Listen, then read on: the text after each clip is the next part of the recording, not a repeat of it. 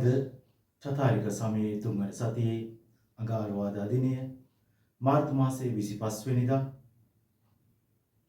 දේව මාතාවන්ට මංගලම් කීමේ මංගල්‍ය දිනයයි.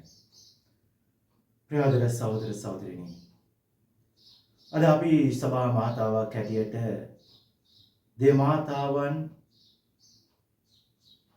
ගාබ්‍රියල් දේවදූතයාගේ වචනය අනුව පිළිසිඳ ගැනීමේ මංගල්‍ය අපි සිහිපත් කරනවා. එහෙමත් නැත්නම් ගාබ්‍රියල් දේවදූතයා දෙවියන් වහන්සේගේ පණිවිඩය අරගෙන දේව මාතාවන් බැහැ දැකීමේ මංගල්‍ය අපි අද දවසේදී සිහිපත් කරනවා, සමරනවා. මේ මංගල්‍යයේ අපි සැමරිය යුතු නැත්නම් අපි මෙනෙහි කළ යුතු කාරණා දෙකක් තියෙනවා ප්‍රධාන වශයෙන්. පළවෙනි කාරණාව ක්‍රිස්තුන් වහන්සේ දෙව්මව්ගේ කුස තුල පිළිසිඳ ගැනීම. දෙවෙනි කාරණාව දේව මාතාවන් දෙවියන් වහන්සේගේ සැලැස්මට එකඟ වීම. ප්‍රියදර සහෝදර සහෝදරිනි, මෙම මංගලම් කීමේ මංගල්‍ය ඈත අතීතයේ සිට පැවතෙන මංගල්‍යයක්. පෙරතිග සභාවන් පස්වන සියවසේ මූලාරම්භයේ සිට සමරපු මංගල්‍ය 6 වන 7 වන සියවසේදී බටහිර සභාවන් වලට ව්‍යාප්ත වෙනවා. අපි දකිනවා ප්‍රියදර සහෝදර සහෝදරිනි, නාසරෙත් කියලා කියන්නේ ජෝසප් මරියාගේ උපංගම් පළාත නගරය. මේ නගරය ජෙරුසලෙමින් තරමක් එපිට පිහිටි නගරයක්. මේ නගරය බොහෝ විට වෙළඳුන්ගේ සංචාරක කලාපයක්. අපිට දක්නට ලැබෙන්නේ ව්‍යාපාර සඳහා මෙම නගරයට පැමිණි සංචාරකයන් පිරිස්. එවන් පසුබිමක එවන් නගරයකට ගාබ්‍රියල් දේවදූතයා දෙවියන් වහන්සේගේ පණිවිඩය අරගෙන එනවා.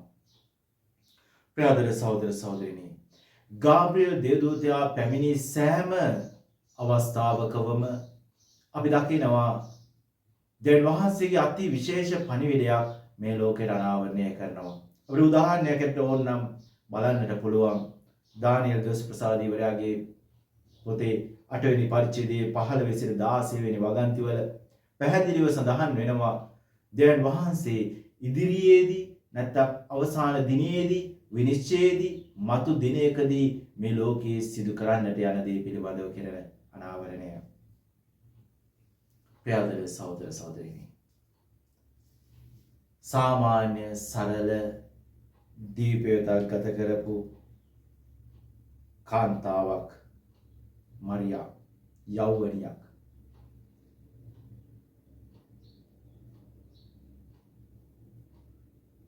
සමහරක් වෙලාවට කිසිවෙකුත් මේ යෞවනිය ගැන ඒ තරම් ලොකුවට හිතන්නට නැතුව ඇති, දකින්නට නැතුව ඇති.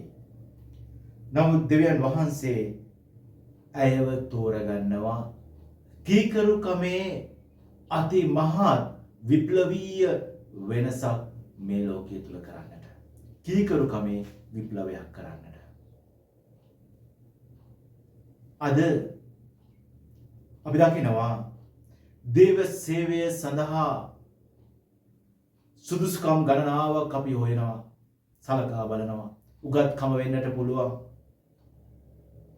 හැකියාවන් වෙන්නට පුළුවන්, අත්දැකීම් වෙන්නට පුළුවන්. මේ ආකාරයේ අපි සලකා බලන කර්ම කාරණා ගොඩක් තියෙනවා දේව සේවයට අවශ්‍යයි සිතන.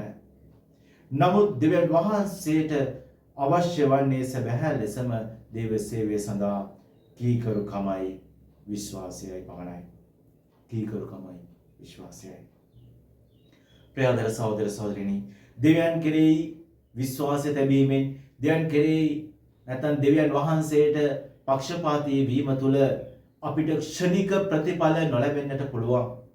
අපි බලාපොරොත්තු වන ආකාරයේ ක්ෂණික විප්ලවයන් අපේ ජීවිත තුළ අපේ සමාජය තුළ සිදු නොවෙන්නට පුළුවන්. ඊට හාත්පසින් වෙනස් වෙච්ච දුක් කම් කැටළු වලට ප්‍රතික්ෂේප කිරීම වලට අතහැර යාම වලට තනිකම් වලට අපි මුහුණ දෙන්නට පුළුවන්. නමුත් අපි දකිනවා දෙවියන් වහන්සේ දේව මාතාවන්ට දැක් වූ ඒ මහත් වූ ආශිර්වාදය නිසාම ඇයගේ ජීවිතය තුළ දේව සැලැස්මේ ක්‍රියාකාරීත්වය තුළ ස්ථීරත්වයක් ඉවසීමේ ගුණාංගයක් ප්‍රත්‍යක්ෂ වෙනවා, පිළිබිඹු වෙනවා. දෙවියන් වහන්සේ ඒ නිසාම මේ ලෝකයට බලාපොරොත්තුවක් ගේනවා.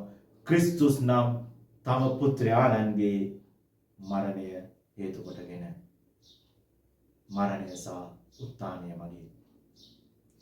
ප්‍රියදර සහෝදර සහෝදරියනි, මේ ජේසුස් කියන නාමය අපි දකිනවා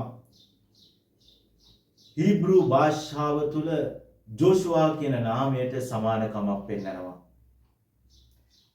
මේ ජෝෂුවා නැත්තම් මේ ජේසුස් කියන නාමයේ තේරුම තමයි දෙවියන් වහන්සේ ගලවන සේක කියන තේරුම. දෙවියන් වහන්සේ ගලවන සේක. එහෙම බලනකොට ප්‍රියදර සහෝදර සහෝදරියනි, අපි දකිනවා ක්‍රිස්තුන් වහන්සේ සමස්ත ලෝකය සදාකාලික ජීවිතය නැත්නම් සදාතනික ලෝකය කරා ඊතර කරනවා. ජෝෂුවා ඊශ්‍රායල් ජනතාව පොරොන්දු දේශයට ඊතර කළාක් මෙන්ම. එමනම් ප්‍රියදර සහෝදර සහෝදරියනි, අදාසේ මේ දේව වචනය තුළ, මේ මංගල්‍ය තුළ අපට භාවනා කළ යුතු, අපි නිරන්තරයෙන් සීකළ යුතු වැදගත්ම වාක්‍ය වන්නේ සුදු පෞලතුමා රෝමට ලියන ලද ලිපියේ 5 වෙනි පරිච්ඡේද 12 වෙනි වගන්තියේ සඳහන් වන ආකාරයට එක මිනිසෙකු නිසා පාපයත්, පාපේ නිසා මරණයත් ලෝකෙට පිවිසුවාක් මෙන් සියලු මිනිසයන් පව් කළ බැවින් මරණය මුළු මිනිස් සංහතියටම පොදුව පවතී.